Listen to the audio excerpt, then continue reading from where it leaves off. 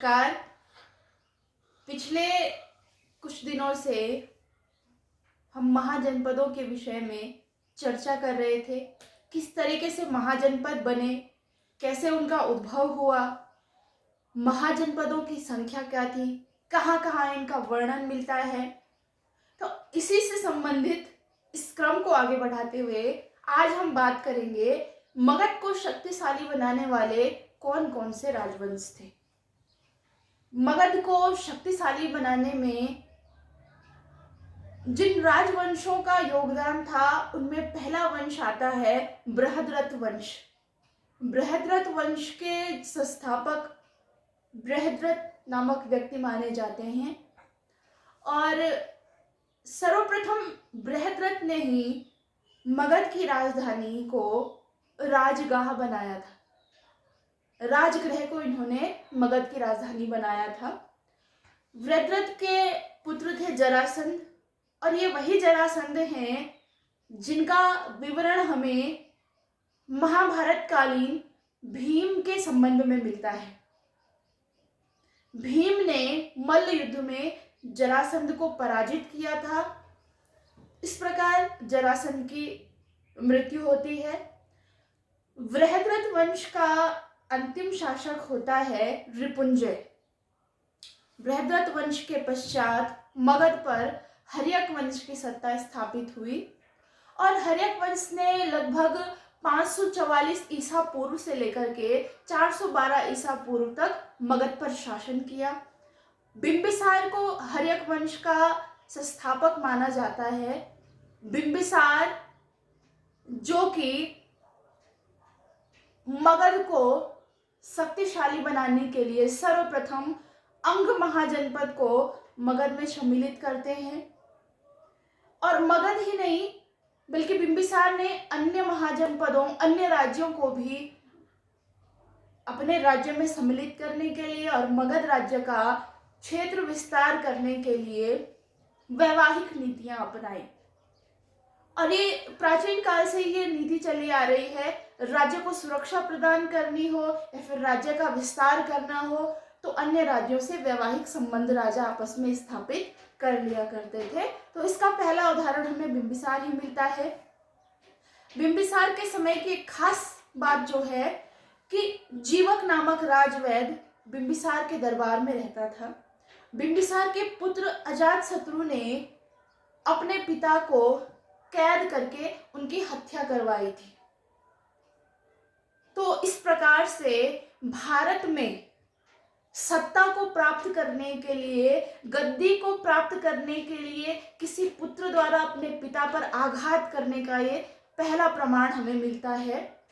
इस प्रकार से बिंबिसार को समाप्त करके अजातशत्रु फिर हर्यक वंश के राजा के तौर पर मगध की गद्दी पर बैठता है।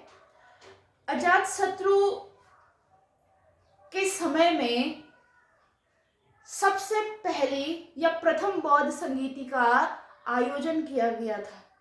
संगीति अर्थात संगीति को हम सभा के पर्यायवाची रूप में भी ले सकते हैं। बौद्ध संगीति, बौद्ध धर्म के बारे में हम सभी लोग भली भांति परिचित हैं। बौद्ध धर्म के संस्थापक महात्मा बुद्ध थे और उन्होंने अपने उपदेशों के प्रचार प्रसार के लिए संगीतियों का आयोजन किया था।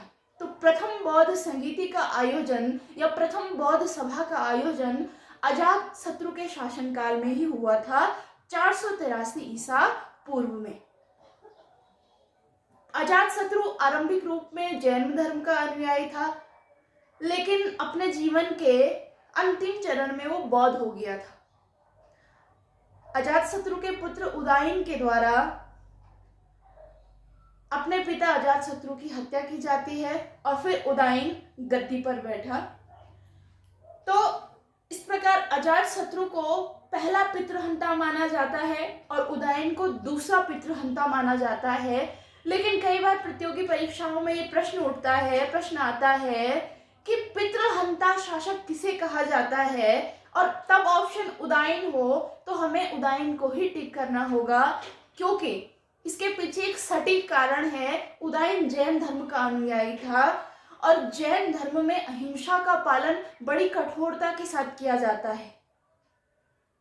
किसी को छोटे से छोटा नुकसान पहुंचाना भी हिंसा की श्रेणी में आता है। और उदयन ने तो अपने पिता की हत्या की थी। पिता की हत्या, ब्राह्मण की हत्या, गौ हत्या, ये सब ब्रह्म हत्या में आते हैं हिंदू धर्मशास्त्र में। तो एक तरीके से उसने ब्रह्म हत्या की थी, इसलिए उदयन को स्पेशली पितृहंता कहा जाता है।